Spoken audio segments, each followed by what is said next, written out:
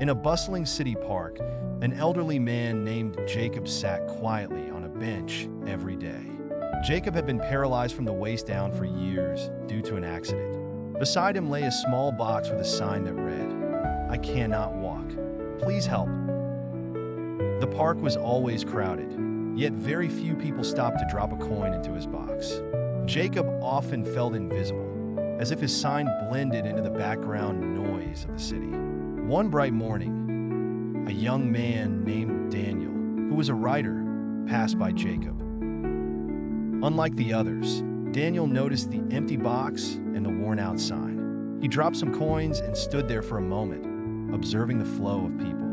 An idea struck him. "Excuse me, sir," he said to Jacob. "Would you mind if I rewrote your sign? I think it might help." Jacob hesitated but nodded. He had nothing to lose. Daniel flipped the sign over and, with a marker, carefully wrote something new. He placed it back where everyone could see it. Within hours, everything changed.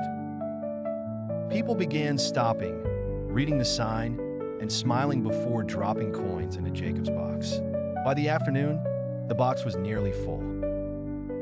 That evening, Daniel returned to check on Jacob. The elderly man, his eyes glistening with gratitude, asked, "Young man, what did you write?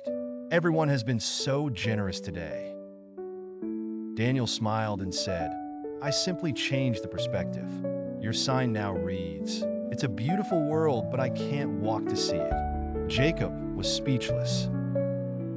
He realized that Daniel's words had touched people's hearts, not by asking for pity, but by reminding them of the blessings they often overlooked.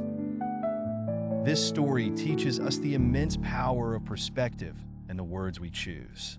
Daniel didn't change Jacob's situation, but reframed it in a way that made people empathize and act. Similarly, in our daily lives, how we perceive and communicate our struggles can transform the way others respond to us. Words hold the power to inspire, heal, and create change. By choosing our words carefully and focusing on the positives, we can shift our outlook and influence the world around us.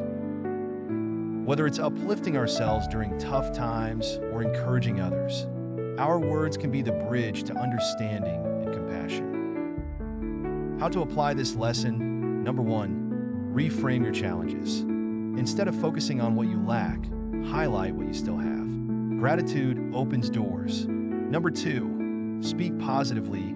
Use uplifting language when talking to others and yourself. Positive words create positive actions. Number 3, empathize, like Daniel. Think about how others perceive a situation and adjust your communication to connect with their hearts.